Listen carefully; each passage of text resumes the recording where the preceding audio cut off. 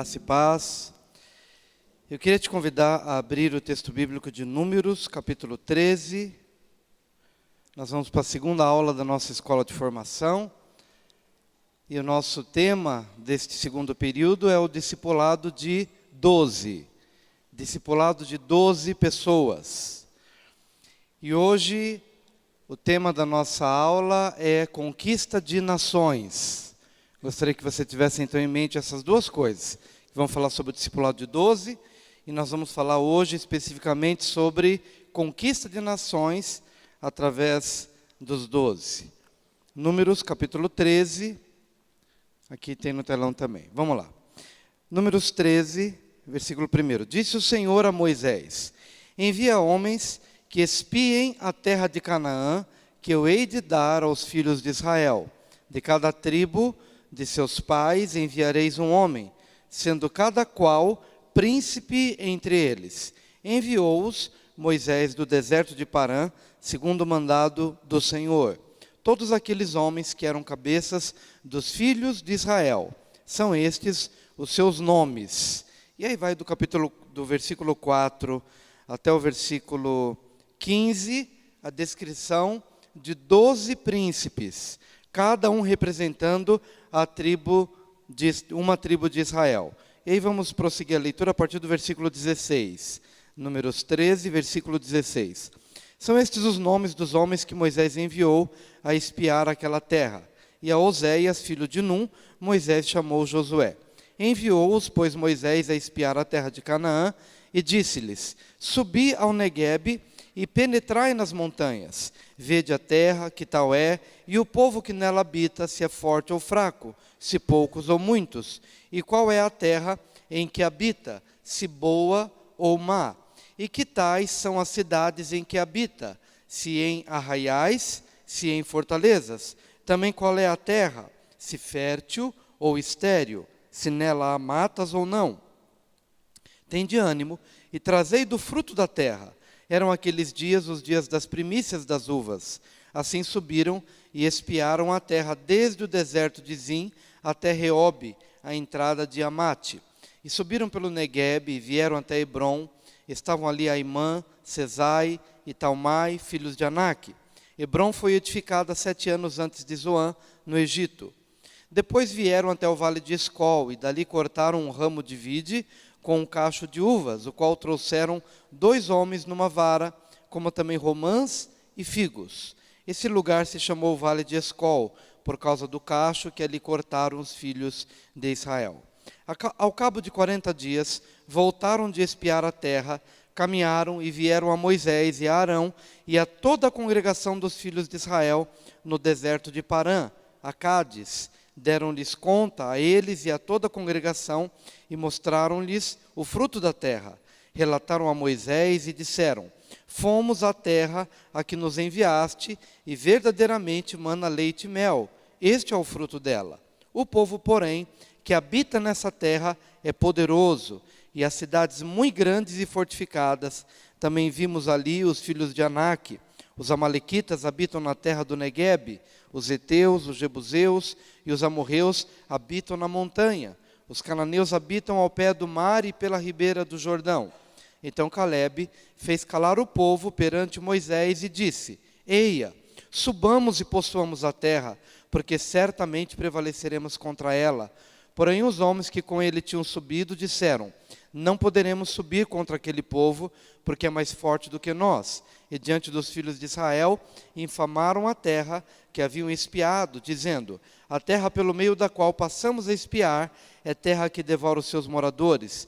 E todo o povo que vimos nela são homens de grande estatura. Também vimos ali gigantes, os filhos de Anak, são descendentes de gigantes.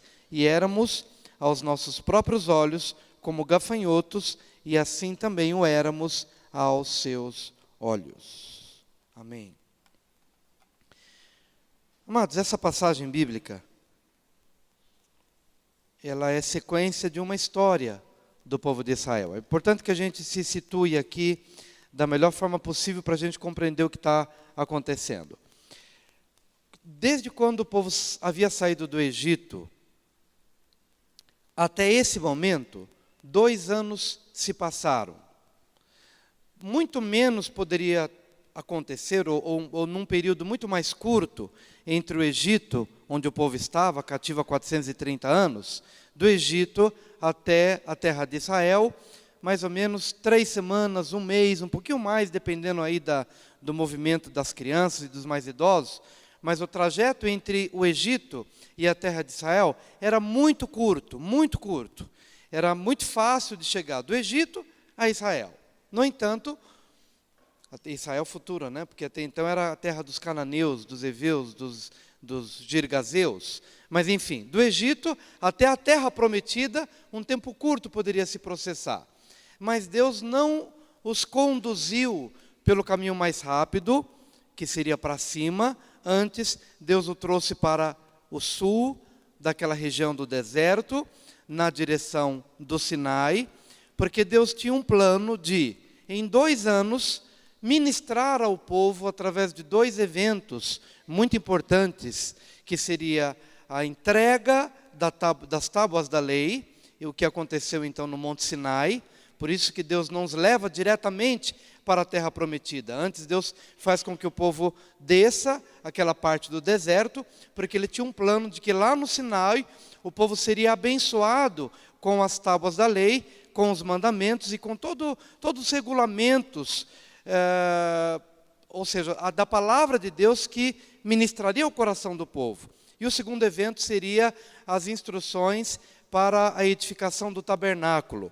E até por intermédio dessa orientação que Deus deu ao povo no Sinai, o povo recebeu a orientação de como levantar um tabernáculo.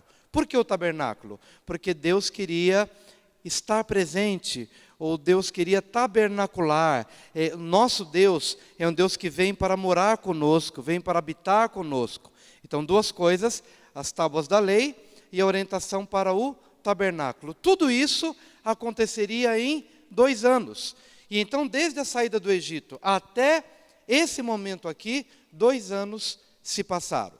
Só que, quando isso tudo acontece, e a gente fica pensando um pouquinho nas tábuas da lei e no tabernáculo, por que das tábuas da lei, por que do tabernáculo, e por que destes 2 anos antes de entrar na terra prometida? Porque o povo precisava se descontaminar de toda uma cultura egípcia e de uma cultura pagã. Se Deus conduzisse o povo diretamente da terra do Egito para a terra prometida, sem passar por um processo de descontaminação, o que aconteceria? Israel levaria os deuses do Egito para a nova terra e não duraria naquela nova terra por conta dos mesmos pecados, por causa da contaminação espiritual e das maldições que eram presentes tanto no Egito como na terra prometida. Aliás, a terra prometida, o povo que estava habitando ali, estava sendo expulso. Por quê? Por causa da idolatria, por causa da imundície, por causa das maldições, por causa do pecado de gerações e gerações. E por conta disso, Deus estava expulsando os povos daquela terra para que Israel entrasse. Agora, seria incompatível Israel entrar com os mesmos vestígios do Egito, com a mesma cultura pagã. Então, o que Deus faz? Deus traz para o Sinai, Deus faz o povo peregrinar por 2 anos apenas, ali naquela região do Sinai, com o objetivo de trazer a lei para o coração do povo e com o objetivo de trazer o tabernáculo. E o tabernáculo e a lei foram dadas durante esses 2 anos. No cabo destes 2 anos, no final desses 2 anos, Deus dá uma orientação a Moisés, e Moisés então envia 12 pessoas para espiar a terra prometida. 12. Cada um dos 12 representava uma tribo de Israel. Todas as tribos estavam representadas neste envio dos 12. E esses 12 vão e espiam a terra e verificam que a terra prometida era exatamente tudo aquilo que Deus havia dito. Era uma terra boa, espaçosa, de frutos, de gado, de animais, de árvores, de toda sorte de espécies, de frutos e tudo mais. Era uma terra maravilhosa, exatamente como Deus havia dito que era. No entanto, esses 12, quando vão, 10 destes 12 chegam trazendo um relatório negativo, dizendo: olha, tudo bem, a terra é boa e maravilhosa, mas nós vimos ali gigantes. E esses gigantes estão posicionados em toda parte. Tem gigante na entrada, tem gigante na saída, tem gigante nos vales, tem gigante nos montes, tem gigantes posicionados em todas as partes dessa terra. Então, em outras palavras, a terra realmente é excelente como Deus havia dito que era, mas nós não podemos conquistá-la por causa daquele povo que é forte e poderoso e está posicionado em toda parte. Quando Caleb era da tribo de Judá, apenas 2 tribos tiveram representantes bons. A tribo de Judá, representada por Caleb, e a tribo de Efraim, representada por Josué. Então esses 2 homens, dos 12 que foram enviados, somente 2 fizeram calar o povo. Quando eles fizeram calar os 10? Quando os 10 estavam dizendo, olha, tem gigante para tudo quanto é lado. Tem gigante na porta, tem gigante no vale, tem gigante na montanha, tem gigante em toda a cidade, e nós não podemos possuir, não podemos entrar. Caleb, quando viu isso, fez calar esses 10, porque 10 contra 2, 10 é a maioria. E é interessante que depois deste relatório negativo dizendo, não podemos entrar, não podemos entrar, não podemos entrar, o resultado disso, quando você vai perceber na sequência do texto, todas as famílias de Israel estavam chorando à porta das suas tendas depois deste relatório.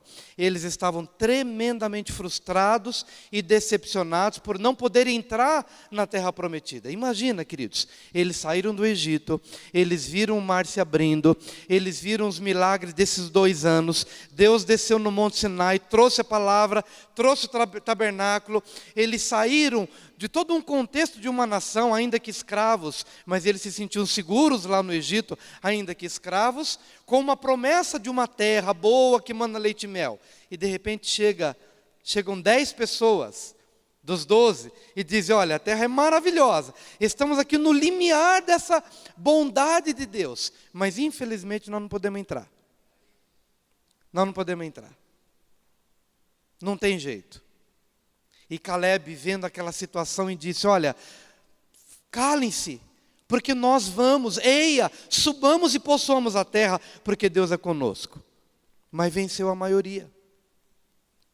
E a Bíblia diz que, no final das contas, todas as famílias estavam à porta das suas tendas, chorando, lamentando, frustrados, porque aquele grande sonho idealizado estava morrendo ali naquela hora por causa de 12 pessoas, ou seja, por causa de 10 pessoas.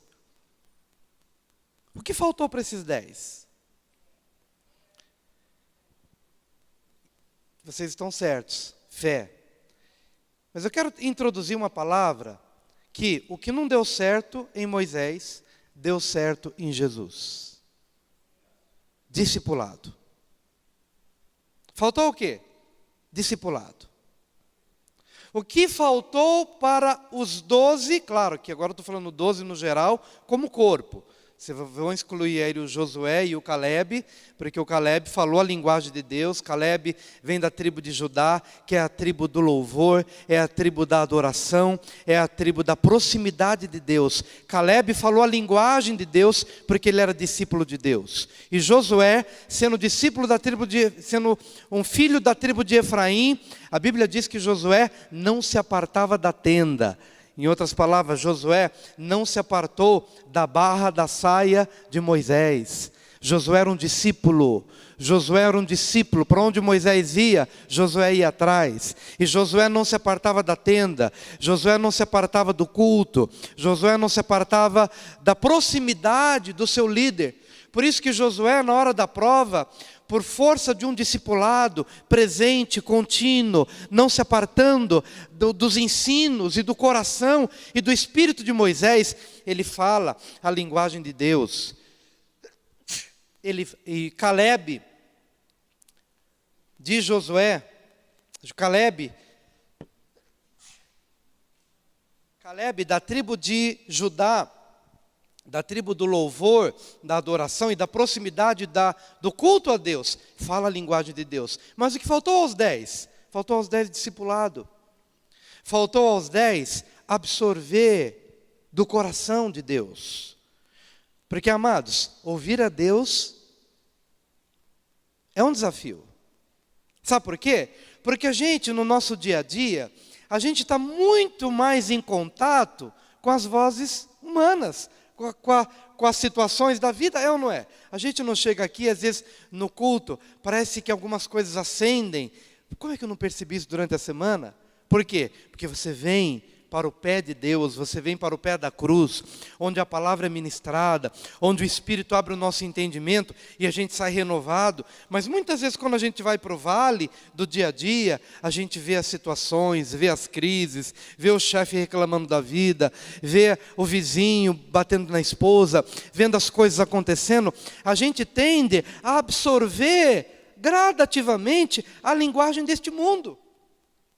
E o que aconteceu com os 10? Os 10 não estavam tão próximos, os 10 não eram discípulos, os 10 não haviam assimilado o espírito, o coração de Moisés e a visão de Deus. Deus havia dito, olha, vão adiante, não olhe para o inimigo, não olhe para a dificuldade, não olhe para o obstáculo, vão, eu sou convosco, eu sou com vocês. E essa palavra estava viva no coração de Josué.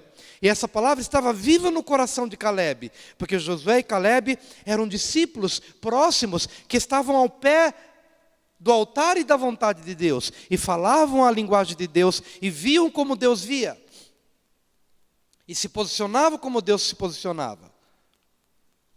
Faltou aos 10, isso que os irmãos disseram, faltou visão, faltou fé, faltou ânimo, faltou coragem, faltou determinação, faltou disciplina. Mas, amados, onde essas virtudes são absorvidas? No discipulado. Quando você está próximo de alguém de fé e você diz, eu sou seu discípulo, eu vou te seguir, eu vou te acompanhar, eu vou ver como é que você ora, eu vou ver como é que você perdoa as pessoas quando você é ofendido. Eu vou ver como é que você corrige os seus erros quando você erra. E essas coisas nós absorvemos quando nós somos discipulados. Olha para mim todo o tempo, viu, querido? Agora eu sou seu mestre e você é meu discípulo. Não se distraia com nada, porque esse horário é o horário que as pessoas começam a chegar para o culto das 10h30. Mas olha para mim aqui agora, tá bom? Porque isso é importante. Queridos, quais foram os efeitos da ação desses 12 na geração de Moisés? Negativamente falando. O que isso produziu? 38 anos de atraso. 2 anos estavam dentro do propósito de Deus. Levá-los para o Sinai, trazer a palavra e levantar o tabernáculo. 2 anos. 2 anos de descontaminação. 2 anos de palavra. Porém, por conta do relatório destes 10, que calaram os 2, Josué e Caleb, todo mundo teve que se conformar com isso, 38 anos de atraso. 38 anos, ou seja, 40 anos que esse povo ficou rodeando e peregrinando, e peregrinando, e peregrinando. Claro que Deus se moveu, e Deus proveu, e Deus operou milagres, mas aquela geração teve que morrer, com exceção de Josué e Caleb. Aquela geração não entrou na terra prometida, e na verdade nem Moisés entrou na terra prometida. Isso não tem nada a ver com o céu. Moisés então não foi para Deus, Moisés não foi para o céu. Imagina, é a coisa mais absurda do mundo pelo achar que Moisés não foi para o céu só porque ele não entrou na terra prometida. Na verdade, aquela terra prometida era uma terra física, geográfica. E Moisés, claro, Moisés, tanto é que ele é citado ali no Monte da Transfiguração, né? Moisés e Elias, homem de Deus, homem tremendo. Mas de toda aquela geração, ninguém entrou na terra prometida, com exceção de Josué e Caleb. Josué e Caleb. Deus conservou a saúde, Deus conservou o vigor, Deus conservou a espiritualidade. Amados, você precisa renovar o seu azeite, o seu óleo. O tempo pode passar, mas você tem que pensar assim, puxa, eu fui chamado por Deus há 30 anos, mas hoje eu conservo o mesmo vigor, o mesmo azeite, o mesmo desejo de servir a Deus, porque Deus nos renova. A boa confissão da fé nos renova. O discipulado nos renova. Estar aos pés de quem absorve a visão de Deus nos renova, nos anima, nos encoraja. E Josué mesmo falou, eu tenho o mesmo vigor do que há 40 anos. 40 anos se passaram, uma geração inteira morreu, mas Josué e Caleb declaram, eu tenho o mesmo vigor. Não sei se foi Josué ou Caleb que falou que tinha o mesmo vigor de 40 anos atrás. 40 anos se passaram, mas Caleb, ele tinha a mesma força, o mesmo vigor para entrar na terra prometida. Amém, queridos? Você deve se renovar. Mas veja, que a falta de visão e de fé daqueles 12, com exceção dos 2, interrompeu um fluxo de bênção e fez com que o povo andasse em círculos por 38 anos a mais, ou seja, 40 anos de peregrinação no deserto. Mas você olha para os 12 de Moisés, e agora você olha para os 12 de Jesus. Você olha para os 70 de Moisés, o espírito de Moisés foi distribuído também com os 70 dos seus líderes. E aí você vê Jesus, nos seus dias, enviando os 12, da mesma forma que Moisés envia os seus 12, e você vê Jesus enviando os seus 70, da mesma forma que Moisés reparte do seu espírito com os 70. Então o que está acontecendo aqui? Que Deus nos ensina que aquilo que nesse momento não funcionou com Moisés, funcionou com Jesus. Porque Moisés envia os seus 12 e os seus 10 dos 12 voltam dizendo, não dá, tem muito gigante, tem muita dificuldade, tem muito problema, não falam a linguagem do seu líder. Mas quando Jesus envia os 12, e depois Jesus quando envia os 70, você acha que os desafios dos 12 e dos 70 foi diferente do desafio dos 12 e dos 70 de Moisés? Não. Porque os 12 de Jesus são enviados também para conquistar a terra, com a diferença de que a terra não é a terra geográfica, é a terra vida, fruto de Deus, vida, eu e você. Agora, os 12 e os 70 de Moisés não se depararam com gigantes, com os filhos de Enaque? E os 12 e os 70 de Jesus, o que eles voltam dizendo? Quando eles são enviados e quando eles voltam, Senhor, em teu nome, até os demônios se nos submetem. Qual a diferença?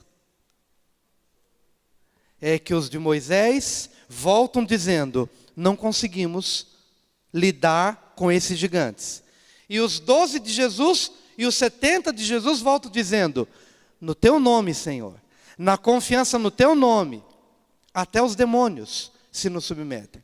Se Deus nos desse um dia uma visão espiritual para a gente poder enxergar o tamanho dos demônios, por isso que Deus não abre a nossa visão, para a gente não ficar atemorizado com essa realidade tenebrosa do mundo espiritual.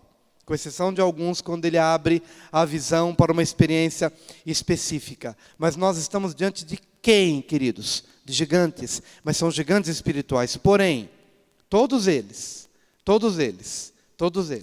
são gafanhotos aos olhos do nosso Senhor Jesus Cristo, e nós estamos muito acima de principados e potestades, estamos acima do chefão deles, que é o próprio diabo, que é o próprio Satanás, nós estamos acima deles, mas há uma enorme diferença, e o valor do discipulado de 12 pessoas, quando Moisés envia os seus 12, 10 dos seus 12 voltam dizendo, não dá para a gente possuir, não dá para entrar, não dá para conquistar. Mas os 12 de Jesus e os 70 de Jesus foram, viram e venceram. Foram, se depararam com as adversidades, com a própria morte e ressuscitaram mortos, com a doença e curaram os enfermos, com a incredulidade do povo e venceram a incredulidade do povo e pregaram o evangelho e lidaram contra demônios, principados e potestades. Demônios se submeteram a eles, gigantes espirituais se submeteram a eles. Agora, qual que é a grande diferença entre um e outro? É que os discípulos de Jesus comiam com Jesus, andavam com Jesus e assimilaram do Espírito de Jesus. Esse é o valor do discipulado. Esse é o valor do discipulado. Tivemos uma reunião aqui de líderes, aqui na segunda-feira, e tão gostoso ver tanta gente aqui, um círculo grande, orando de líderes de célula e de Timóteos, e a gente começa a orar, e o fogo de Deus começa a cair nas nossas vidas, e a nossa visão se abre, e a gente se sente realmente enviado, não só como 12, mas como 70, e para lá de 70, quantos o Senhor nos manda, infinitamente, e nos envia. Para quê, queridos? Para que a gente possa ter uma experiência não semelhante à dos 12 de Moisés, que atrapalharam a vida de Moisés e atrapalharam a vida daquele povo inteiro e de todas aquelas famílias inteiras, porque voltaram cheio de conversinha mole, cheio de dificuldades, cheio de não posso, cheio de não dá, cheio de não concordo, cheio de não entendo, cheio de algo que não contribui, que não edifica e que não nos leva a um lugar comum, E a gente tem que vigiar na nossa própria vida. Eu preciso vigiar minha própria vida. Eu tenho uma líder espiritual. Quantas vezes eu me peguei também dizendo, não concordo, não entendo, não vou, não faço, mesmo que eu não diga com a boca, mas digo com o coração. Mas aí a gente vai para o pé do altar de Deus e diz, Senhor, me corrija, me disciplina, muda a minha mente, muda o meu coração, muda o meu entendimento, porque o meu líder já caminhou muito mais do que eu, e quem sou eu para dizer, não concordo, não sei, não faço. É a hora que a gente se dobra, e a hora que a gente se arrepende, é a hora que a gente se humilha e diz, Senhor, ensina-me, eu quero ser um Josué nessa geração, que fala a linguagem do meu líder, Moisés. Eu quero ser um Caleb, eu quero ser da tribo do louvor e da adoração, que no meio das grandes batalhas, como na época de Josafá, diante de uma grande batalha, Deus disse, nessa batalha, vocês não vão pelejar, vocês não vão entrar em batalha, vocês não vão entrar em guerra, vocês só vão fazer uma coisa, vocês vão adorar, vocês vão ministrar o louvor, e aí começaram a adorar, e a cantar, e a ministrar, e sabe o que aconteceu? A tribo do louvor, a tribo de Judá, a tribo de Caleb, que aprende a louvar e a não murmurar, porque o oposto do louvor é a murmuração. O oposto do louvor é a murmuração, é a reclamação, é a contradição. E nesse momento, diante de um exército poderosíssimo, aquele povo foi levado a louvar e a adorar. Eles não entendiam nada. Como é que música, e louvor não é música, né? A gente tem aprendido isso. Louvor não é necessariamente música. A gente também louva através da música, mas a gente não louva apenas através da música. Mas ali o povo começou a louvar, e a cantar, e a adorar, e os sacerdotes indo à frente, e sabe o que aconteceu? Em meio ao espírito de louvor e adoração, que é a linguagem de Deus, o inimigo começou a se digladiar entre eles. O inimigo entrou em confusão, o inimigo entrou em tremenda perturbação espiritual, e naquela batalha o povo não teve que batalhar, porque o povo discerniu a voz de Deus e seguiu. E naquele dia houve grande ministração, de uma grande vitória, porque Deus pelejou a causa do povo de Israel. Hoje nós temos um desafio. Qual é o desafio? E que nós temos ensinado através dessas aulas todas. A primeira aula fala sobre ser guiado pelo Espírito Santo. Tudo isso tem um propósito.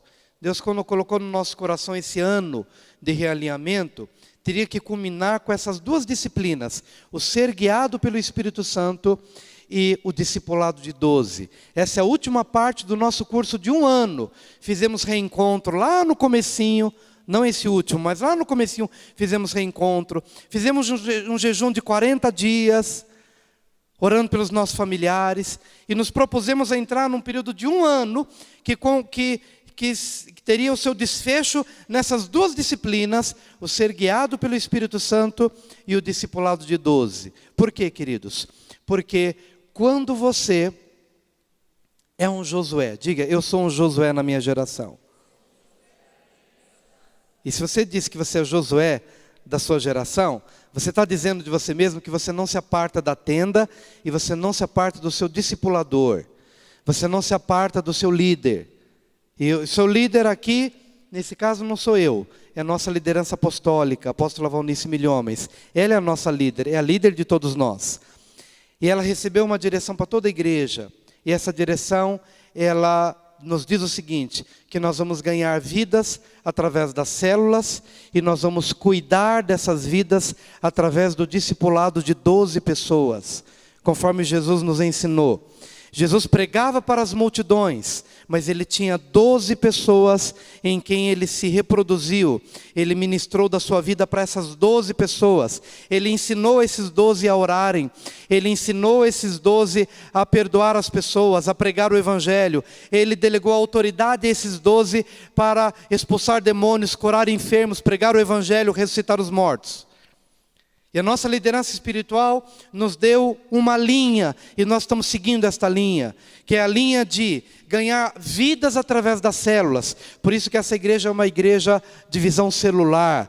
E quanto mais células nós tivermos, melhor. Maior a abrangência, maior o escopo do nosso ministério, na cidade de Ribeirão Preto, fora da nossa cidade, ganhando vidas em todos os lugares. Porém, não basta ganhar vidas, nós precisamos discipulá-las. Nós precisamos discipular essas vidas. E discipulá-las de tal maneira que elas se tornem nossas discípulas ou nossos discípulos, de tal maneira que possamos chegar num determinado momento e enviar esses 12 para serem líderes de célula, para serem ministros na cidade, para ganharem vidas e fazer o mesmo com outros. Como Moisés enviou seus 12, como Jesus enviou seus 12, mas não com os resultados que Moisés obteve, e sim com os resultados que Jesus obteve. Moisés é figura de uma antiga aliança. Jesus é figura de uma nova aliança. E na nova aliança, nós temos o que os 12 de Moisés não tinham. O que os 12 de Moisés não tinham, que os 12 de Jesus tinham. Agora, a primeira parte foi o discipulado, agora a resposta é o Espírito Santo. Por isso que a primeira aula é o Espírito Santo na vida de Jesus. Aqueles 12 ainda não tinham o Espírito, os 12 quando enviados, ainda não tinham o Espírito Santo residente neles, porque isso só aconteceu em Atos 2, quando Jesus morreu, ressuscitou, passou ali os 40 dias, e no 50º dia após a Páscoa, o Espírito Santo desceu e veio morar neles. Aí os 12 se transformaram em gigantes espirituais, com exceção de Judas que se perdeu, mas entrou alguém no lugar. Aí os 12, aí nessa condição, os 12 passaram a ter o que os 12 de Moisés não tinham. Os 12 de Moisés não tinham o Espírito Santo morando neles, como ninguém do Antigo Testamento tinha. Mas os 12 de Jesus, e o ministério dos 12 de Jesus que foram enviados, e eu agora não estou pensando somente nos 12 de Jesus, eu estou pensando nos seus 12. Imagina cada um aqui tendo 12 pessoas, 12 discípulos cheios do Espírito Santo e sendo enviados por você. Você os envia, um a um, vai enviando, um a um. Primeiro você tem que ganhar os seus 12. Ganha através da sua célula, trazendo para o culto. Depois esse discípulo é batizado nas águas. Ou um pouco antes ou depois ele vai para o encontro de 3 dias. E ele é consolidado. Ele vem para a escola de formação. E quando ele estiver pronto, você o envia, um por um, para ser um líder. Mas ele vai cheio do Espírito Santo. Essa é a vontade da nossa liderança. E nós estamos aqui para honrar nossos líderes. Estamos aqui para falar a mesma linguagem deles. E para não termos do espírito que os 10 de Moisés tiveram, que foi um espírito de incredulidade, foi um espírito de murmuração, de falta de entendimento espiritual, e falar uma linguagem diferente da que Moisés havia falado. Não estamos aqui para reproduzir esse espírito, estamos aqui para reproduzir o espírito de Jesus. E esse espírito foi passado para os discípulos, e os discípulos não disseram, não dá, tem muito problema, tem muito demônio, tem muita morte, tem muita dificuldade, tem muito gigante. Não, os 12 foram no Espírito de Jesus, na autoridade de Jesus, na comunhão de Jesus, na fé de Jesus. Esse é o nosso chamado, essa é a nossa vocação. Que gostoso nós estarmos no limiar desse grande envio, queridos, de 12 pessoas, no limiar deste grande envio de 70 pessoas, e de muito mais do que isso, porque a igreja primitiva tinha 12, tinha 70, tinha 120, depois tinha quase 3.000, depois tinha 5.000, e depois já não se contou mais quão numerosa era aquela multidão, e o Evangelho chegou até nós. E por que o Evangelho chegou até nós? Porque Jesus teve 12 pessoas que ficaram com Ele. Já vou terminar, só quero te dizer uma coisa. Amados, hoje, a Europa está debaixo de densas trevas espirituais. Minha princesa chegou, então por isso tem que interromper para poder dizer que ela chegou. Ela está podendo. Agora voltando para cá. Queridos, Israel não. A Europa, você vê como é que acontece, né? A gente fica meio perdido já. É o casamento de ontem e tal. A Europa está debaixo de densas trevas. Estou falando de Europa para não dizer também da África e de tantos outros lugares. Porque eles acham que não precisam de Deus. A única coisa que pode trazer a Europa de volta para os pés do Senhor é um avivamento, é um reconhecimento que não é o dinheiro que é o Deus deles, ou que deve ser o dinheiro deles.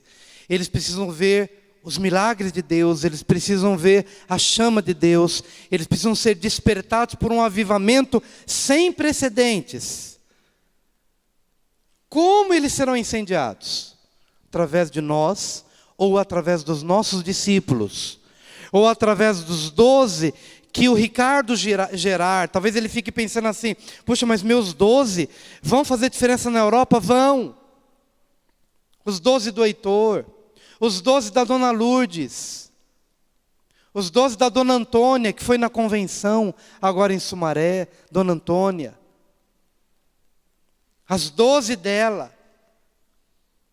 Talvez senhoras que fiquem pensando, puxa, mas como isso vai acontecer?